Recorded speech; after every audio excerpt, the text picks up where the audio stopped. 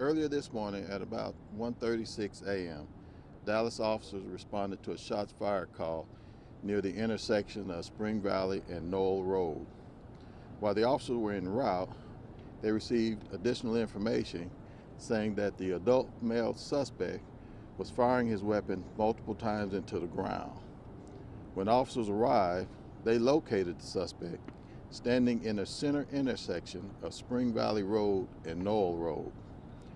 The officers gave the suspect loud verbal commands to drop a 9mm semi-automatic weapon that he was holding in his hand. However, the suspect refused and began advancing onto the officers. One of the officers deployed his 40mm less than lethal weapon and fired multiple times at the suspect, striking him at least once. The suspect continued to stand in the intersection, and during that time, officers tried several times to have him drop his weapon and also to provide assistance to him. Eventually, the suspect then continued his advancement onto the officers, and a second officer used his service weapon and fired at the suspect, striking him. The suspect was then transported to an area hospital with injuries that we believe to be non-life threatening. And that's the information we have at this time. When you say 40mm, what kind of discharge is that? Is that a rubber bullet? Is that a beanbag? Yeah, that's kind of a rubber bullet. It's a projectile that goes into, we hope that will stop a suspect whenever it's fired upon him. Do we know what the suspect was doing before? Was he robbing or?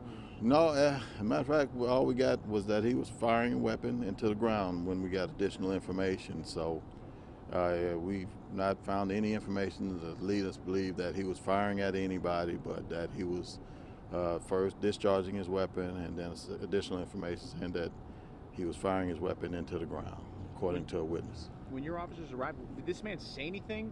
Whether you can tell us what it is, was there any verbal exchange whatsoever from him at the very least? Well, no, but officers kept trying to get him to drop his weapon. They tried to provide some assistance. They even offered him some coffee, and to talk about it, but he didn't adhere to none of the the information that they were trying to help him at the time. But so instead he eventually started walking toward the officers again, and when they got within a certain distance, then the officer felt they had no choice but to discharge their weapon. How lucky were we not to have anybody injured, a civilian or even an officer during this altercation? Well, I think very lucky, because the officer showed great restraint in trying to communicate with him. And I mean, they spent several minutes out here trying to communicate with him, trying to get him to drop the weapon, but again, he refused.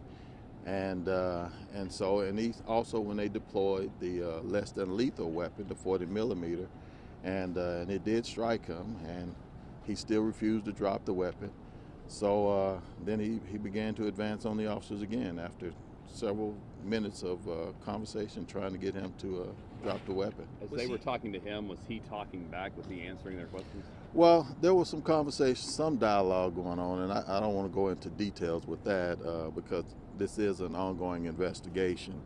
And so, but that's the information we have right now. And so, and some of this is preliminary. We still got people to interview and witnesses to talk to. We got to continue looking at video, body-worn camera video, and then we'll update you if anything else changes.